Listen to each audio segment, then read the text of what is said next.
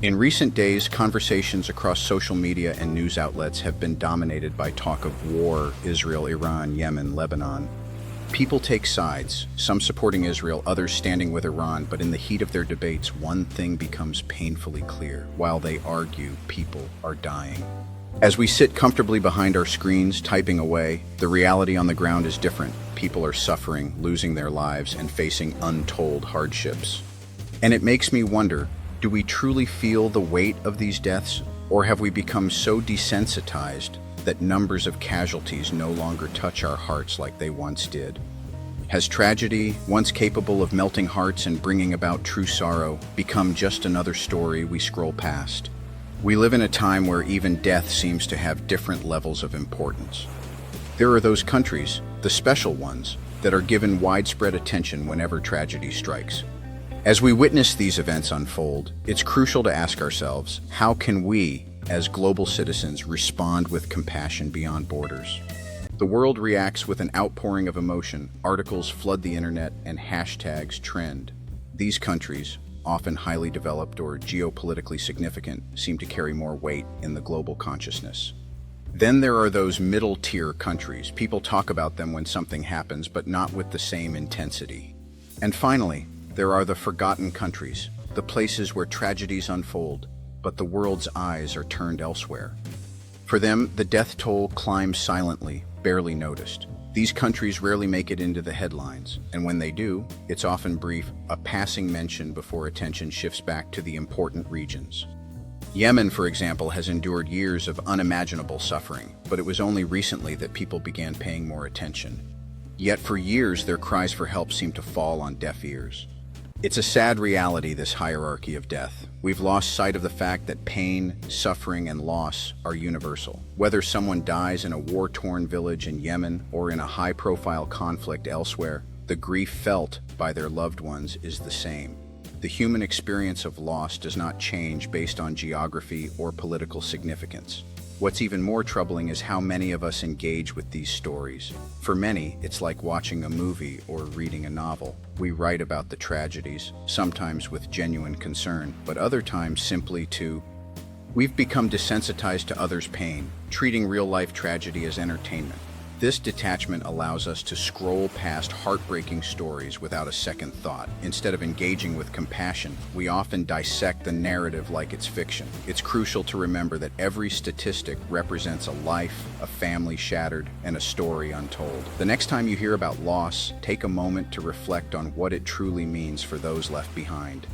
We've been given the gift of life on this earth, guided by the simple yet powerful 10 Commandments. But sadly, we are far, far away from living by those rules. In fact, we seem to be doing the opposite, eager to destroy not just ourselves, but each other. In one way or another, we have all become killers, whether through our words, our education, our writing, or in some other way. And if we aren't hurting others, we're still harming ourselves daily, sometimes with our own words or actions. I bet there isn't one person in the world today who can claim to be truly clean of this. Attention seekers live lives that aren't even close to the reality they present. They make up lies about themselves and others, crafting stories to post on social media, barking about a life they don't truly live.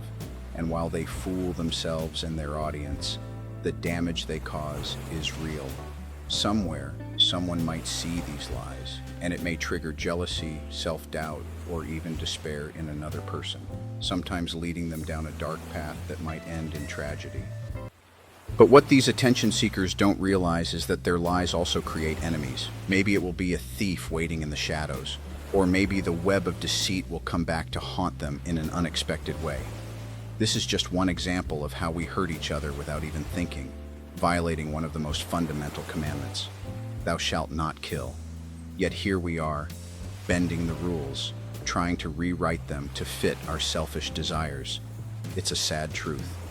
We can't even follow the simple rules we've been given, and yet we still want to play the hero. We want to act like gods, manipulating life and death, when in reality, we are the ones destroying everything.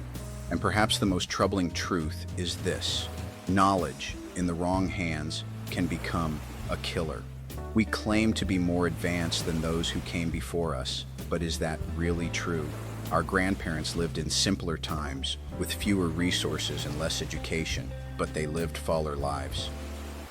The economy was stronger, disease was less rampant, and despite fewer material advantages, they knew what it meant to live with peace and purpose.